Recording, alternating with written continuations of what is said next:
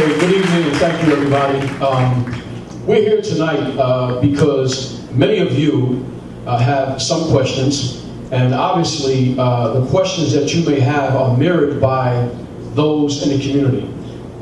Debates don't necessarily afford us an opportunity to fully answer the questions within the 60 seconds that you're typically allotted. So I'm glad that you've decided to come here tonight and ask me your questions, and also the questions that I'm sure many people in the community have as well. So thank you very much, and without further ado, let's get right to it. Mayor, thank you for spending the time this evening to answer some of our questions. I really appreciate it. The question I had is that I've been reading lately that you've been getting a tremendous amount of support from the local businesses, the clergy, council people, and just the regular folks just walking around Atlantic City. And my question is that I haven't seen anything or any support from Charlie Garrett. Can you explain why you don't think Charlie Garrett has any support?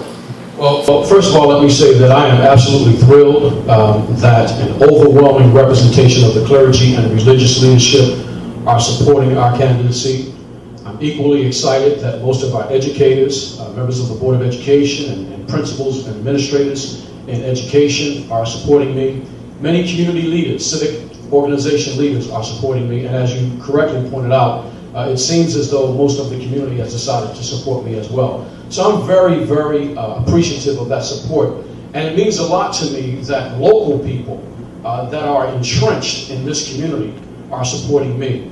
Specifically, your question went to, well, who then is supporting Garrett?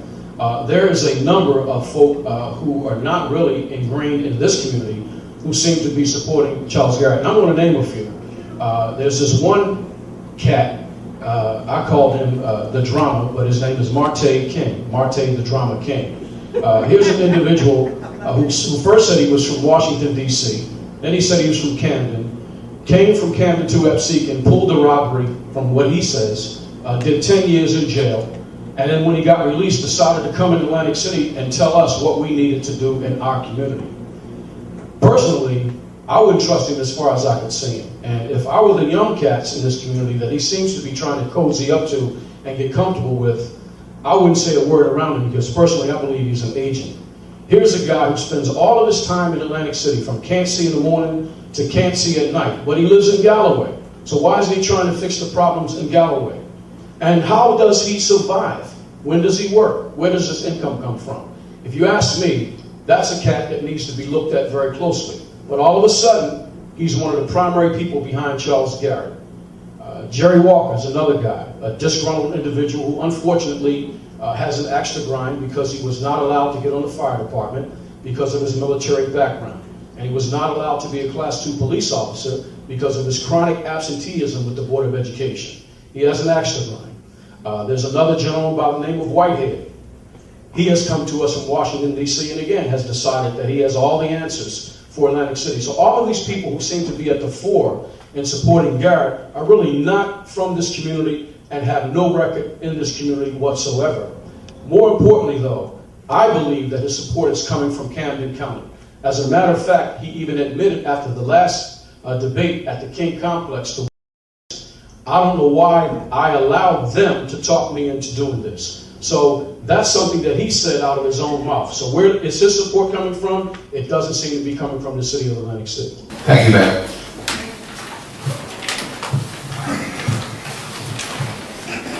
Yes, good evening, Mr. Mayor. I'd just like to ask for myself and the people in my community. They've been asking me, who is Charles Garrett? We all want to know. I mean, where he come from? Who is he? Do you know? Can you tell us something? Well, yeah. Charles Garrett is a lifelong resident of Atlantic City, born and raised in the city. Been here over 60 years. But I think the fact that people have to ask the question, Charles who, speaks for itself. I believe, again, before you ask anybody to vote for you for a higher office, you should have to crawl before you walk. He was able to get elected to the Freeholder Board, quite frankly, because nobody ran for the seat. And in the 6 years that he's been on the Freeholder Board, there's nothing that he can point to that he's really done for the city of Atlantic City. As a matter of fact, at the debate at the King Complex, that question was asked to him. what have you done as a freeholder, your 6 years on the board, for the city of Atlantic City? And his answer was, I helped save Boscov's. And of course, the audience was incredulous with that answer because we know Boscov's is not in Atlantic City. And there may be some folk who reside in Atlantic City who work for Boscov's, but if the best thing that you've done in 6 years as a freeholder is help to save Boscov's, then that doesn't bode too well for your record of service. More importantly, before you even ascended to the freeholder board, what was your record of service in this community?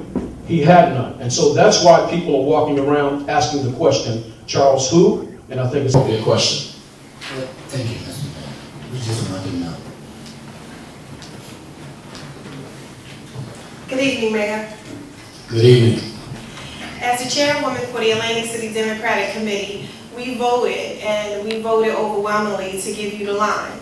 Well, when the letter was written and sent to the county chair, Jim Schroeder, he decided to give Charlie Garrett a line. What do you have to say about that? Well, I think that the county chair has not only done a disservice to this honorably elected official, but more importantly, it was a slap in the face to the residents of Atlantic City. The Atlantic City Democratic Committee was duly elected by the people, by the voters of Atlantic City, to represent their interests. That committee voted overwhelmingly to endorse me. What Mr. Schroeder, the county chair, actually did in reality was to say, the hell with the city. I don't care what you all think. I don't care what you say. I don't respect your choice. I'm supporting Mr. Garrett because the county chair was following his marching orders. We know that Camden County and our own county officials are the support behind Mr. Garrett, and that's why people in this city are not feeling Mr. Garrett because they understand from whence he's come. So not only did the county chair do a disservice to the Atlantic City Democratic Committee, but through them, and more importantly, did a tremendous disservice to the residents of Atlantic City, the Democratic voters in Atlantic City who elected the Atlantic City Democratic Committee to represent their best interest.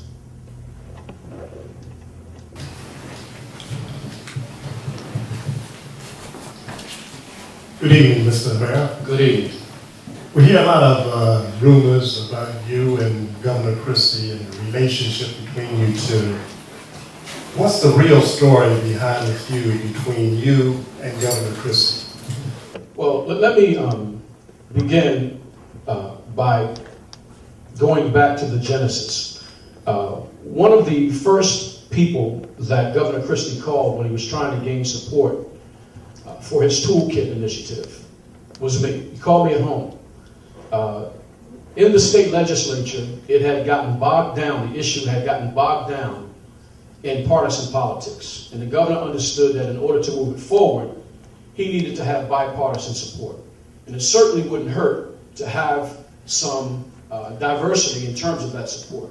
One of the first people he called was the mayor of Atlantic City, asking for my support. He called me at home. One of the things that he was trying to do was to shape and forge pension reform. And I said to the governor, it's the right thing to do, and I support it. And I was one of the first people who signed on to that initiative. It wasn't a Democrat or Republican issue as far as I was concerned. It was the right thing to do. My point is, shortly thereafter, I started hearing rumblings that there was a bill working its way through the legislature that would drastically change Atlantic City, S11 as it was referred to, the creation of the tourism district. The governor never had the respect to call me and inform me of what his idea for reshaping Atlantic City was all about. I got a call in my office informing me from his staff that the governor will be in town tomorrow, listen carefully, and he will be making an announcement about the future of Atlantic City. And we just wanted to let you know in case you care to be there and hear it. Not an invitation, not any prior advance warning, but come and hear what we're going to shove down your throat, essentially. I did take the time, and I did attend. And that's when he first started talking about the creation of this tourism district. And he said to me, don't worry, he said to the audience, to the crowd, don't worry, we're going to keep the mayor in the loop and make him a part of this every step along the way. Well, first of all, if that were true, you would have included me in the beginning, which you didn't. But from that point on, I waited for the governor. That call never came. and then I started making calls. Vince Palestina, who was our assembly person, a Republican, to his credit, started trying to work with me to get me the answers to some of the questions that I had. The biggest problem that I had with the creation of this tourism district, number one, was it separated Atlantic City physically into a tale of two cities. And the geographical boundaries that they were talking about setting up mirrored the old segregated Atlantic City of the past. We all know when Atlantic Avenue was the line of demarcation, and we also know when Missouri Avenue was the other line. Well, all of those communities that didn't include minorities historically were to be in the tourism district, receiving additional resources, both human and financial. And all of those neighborhoods which were not in the tourism district were the communities in which people of color live. I had a problem with that. More importantly, or equally as important, the S11 called for the creation of a separate police department, which was to be created, staffed, and funded by the taxpayers of Atlantic City. Now imagine how ridiculous that is. You want to charge us $30 million to create an additional police force that doesn't even patrol our neighborhoods or work for us. But we got to pay for it. That is wrong. And Assemblyman Palestina agreed that that was wrong, as well as Assemblyman Berticelli from Gloucester County. And the two of them helped me get that provision out of the bill. Had it not been for their assistance, our taxes would have increased by an additional approximately $30 million. I took umbrage, I took exception to the way the governor just decided to just run roughshod over this town. You don't have to like the person, but you should always respect the position. I am here because of God's grace and the good people of Atlantic City choosing me as their representative. You have to respect that. The governor did not. Now, since then, there has been a number of occasions when the governor has gone on record and accused me of things falsely. And when he has, I have checked him. Now, anybody can make a mistake. And I've always said that in response to his statements, that the governor is either ill-advised or misinformed, giving him an opportunity to correct his mistakes. But he has chosen not to do so because he is too arrogant and not humble enough to admit he's made a mistake. Then he started getting personal. Well, listen, I can get along with anybody, but respect is a two-way street. And I'm only going to respect those who respect me. And nobody, governor or not, is going to spread falsehoods and lie on me and think I'm not going to challenge that lie and set the record straight. So the governor, when he's challenged, is not used to being challenged. The governor really is ill-mannered, ill-tempered, and has the personality of a bully. He's a spoiled brat and not used to people checking him. And I will say to you, anytime and every time that the governor or anybody else spews misinformation and falsehood regarding this mayor or the residents of Atlantic City, I have a responsibility and an obligation to set the record straight. Finally, let me say this about the governor. The governor would do well to take a lesson from our president, who was able, Barack Obama, who was able to put partisan politics aside. He was very magnanimous during Hurricane Sandy. He went to Brigantine, a community that's predominantly white and Republican. He went wherever the governor said, let's go, even though he knew his votes were right here in Atlantic City. And many of us felt some kind of way about that, including myself. But the governor is not mature enough and not big enough to put personal differences aside. The city of Atlantic City is the straw that stirred the drink, the goose that laid the golden egg. We're the economic engine for the state. The second largest industry in the state of New Jersey is tourism, and this is where the action is at. And so if you take the population of Atlantic City, which is predominantly minority, and you compare that to the combined population of the surrounding communities along the shore, meaning Ventnor, Margate, Longport, and Brigantine, we outnumber them collectively. And so why didn't the governor come here? Because he doesn't respect, he is very insensitive to people of color.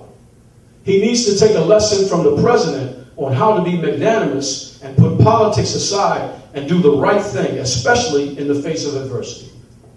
Thank you, Mr. Thank you.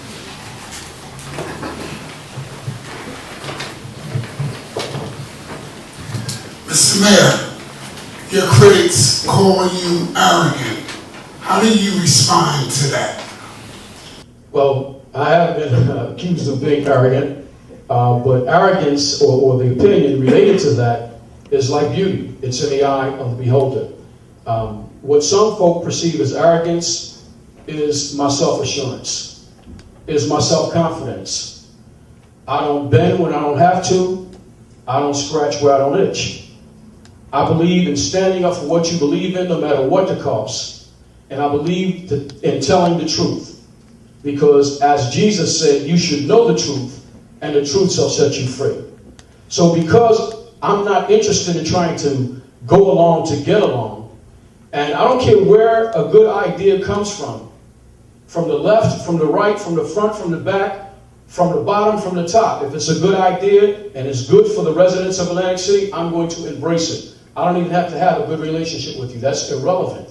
But if it's not good for Atlantic City, I'm not going to go along to get along. And so when people have come against this community and tried to impose their will on us in a way and manner that I don't believe is for the best interest of the residents, they've got something on their hands because I want to fight them tooth and nail. Now, I can get along with anybody as long as people are willing to get along with me. And as I said, I'm not suggesting that I bat 1,000. I don't get it right all the time. That's why they have erasers on pencils, because we're all human and we all make mistakes.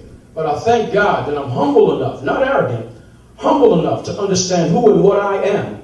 And I'm comfortable, very comfortable in the skin that I'm in. And so if you're right, I'm with you. And if you're not, I'm against you. If that's arrogance, then so be it.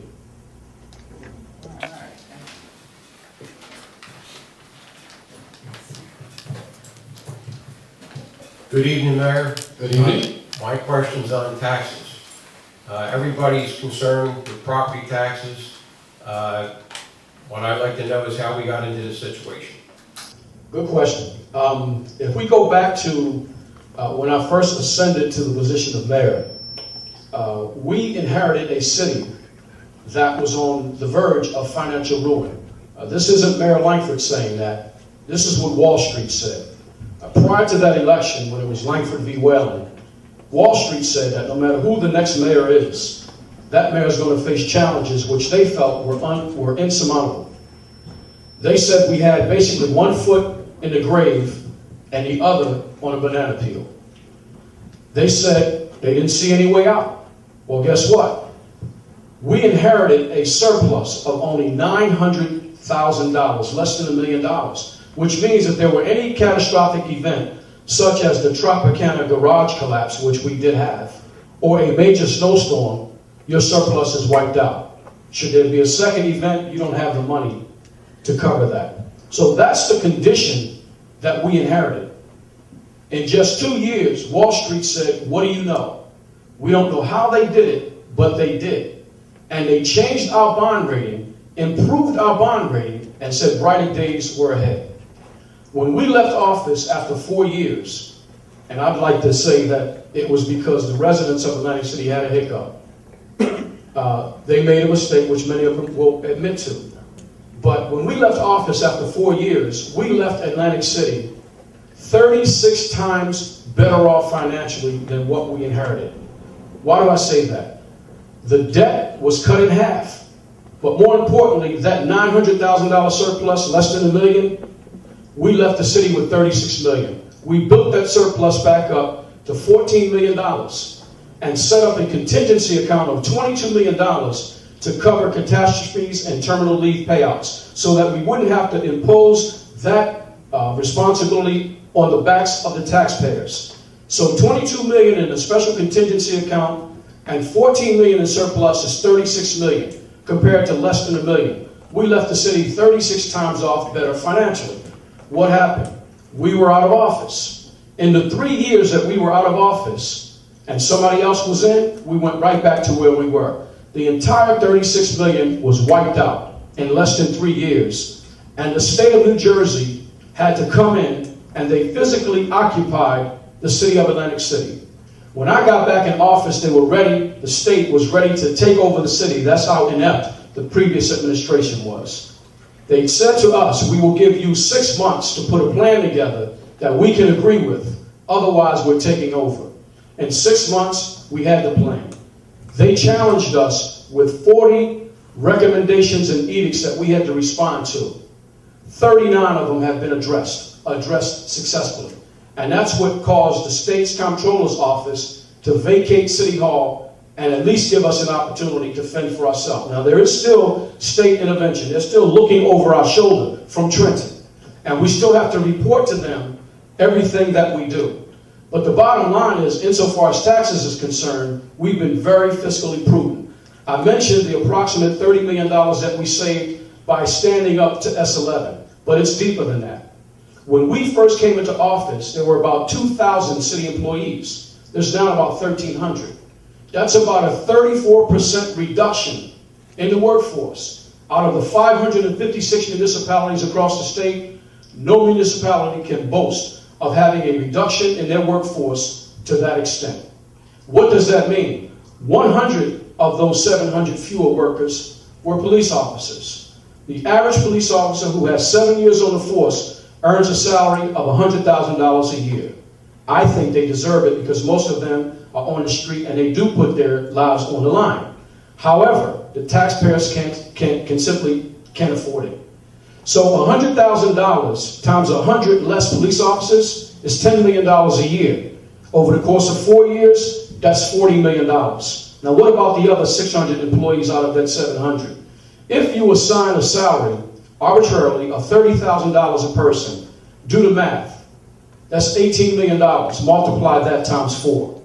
And now add that to what we saved, the $40 million for police. You get approximately $116 million. Add the $30 million on top of that from S11, and you can see where we're going with this. So as bad as taxes are right now, and they're terrible, and we're working on solutions to that, imagine where we would be, how much worse off we would be had we not been as fiscally prudent as we are.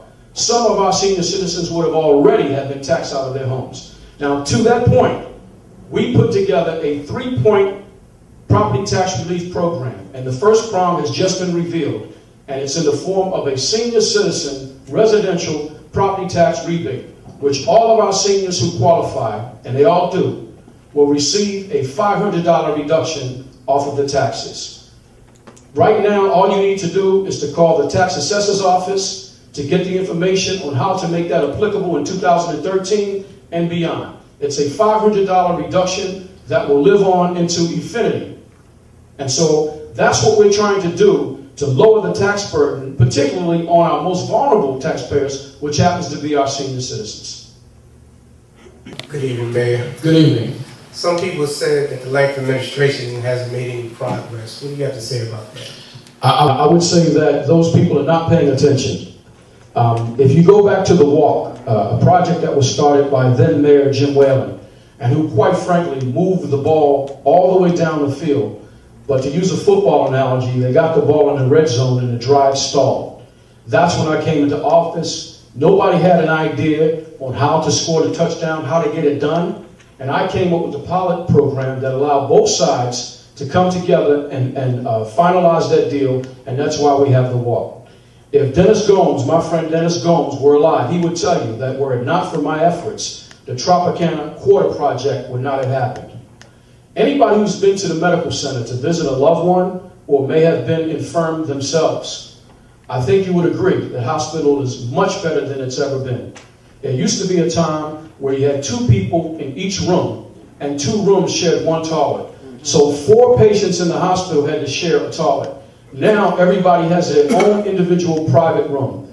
And the emergency room is second to none. The trauma center is one of the best in the state. How did that happen?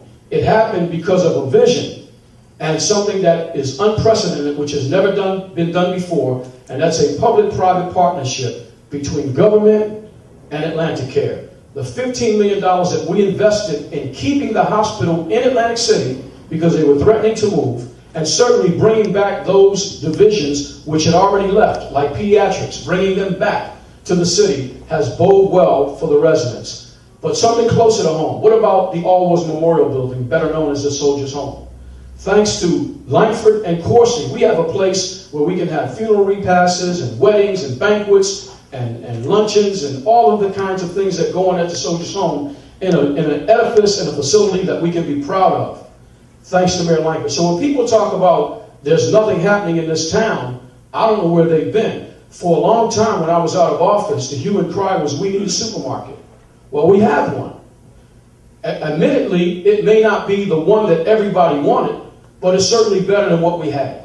And for those senior citizens who don't have an option to go offshore and who are living on a fixed income with their Social Security, that market is very affordable. For those mothers who only have that welfare check and have to squeeze every penny, that market is affordable. So while it may not be the answer to what we all would like to have, it's certainly a step in the right direction. Which brings me to my final point. Going forward, the Beret Development Project, along with Shaquille O'Neal. Shaquille O'Neal is going to do the movie theater complexes, and the Beret Development is going to have a comprehensive project which includes a second market. So when people say that there's nothing happening in Atlantic City and nothing has happened, they're just simply not paying attention.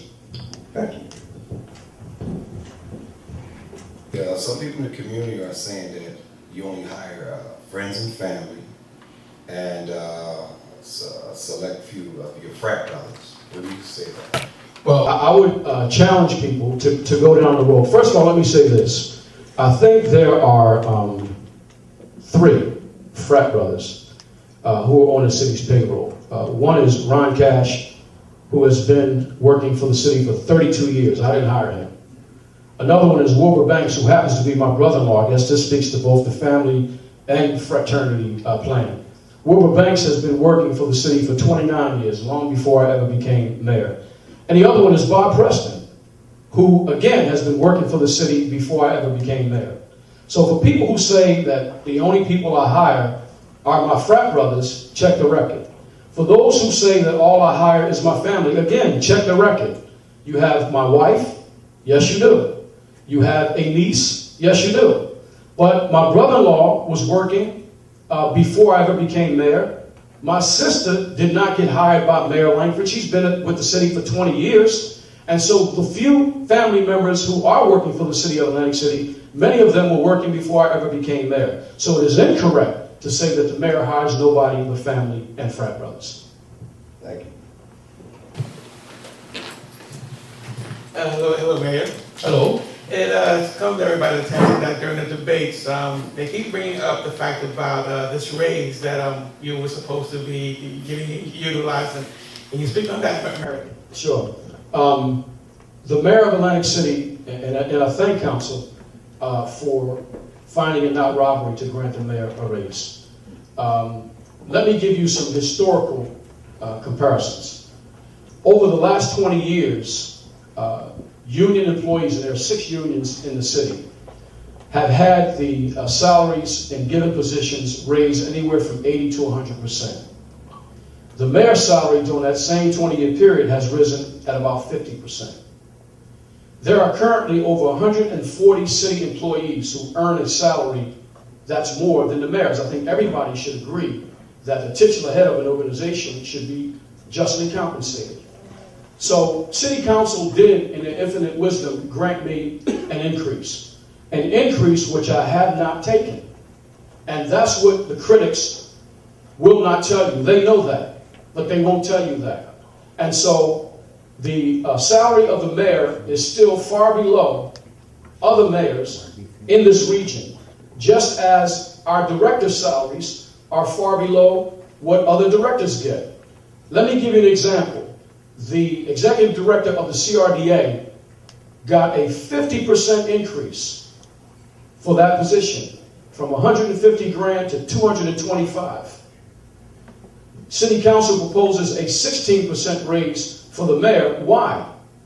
Because in 12 years the salary didn't raise at all. While everybody else was getting between 3 and 4% for 12 straight years, the mayor's salary was frozen. But your tax dollars are supporting salaries, whether it be the superintendent of schools, whether it be the director of the Casino Control Commission, whatever it is, Housing Authority, you name it. There's salaries all over the city that are far superior to what the mayor earns. So on principle, I think the mayor should be in the same category as those individuals, and certainly one of the highest paid in the city of Atlantic City, which he is not. I'm not complaining. I thank council for granting that raise, but to date, I have chosen not to take advantage of it. Thank you, Mayor.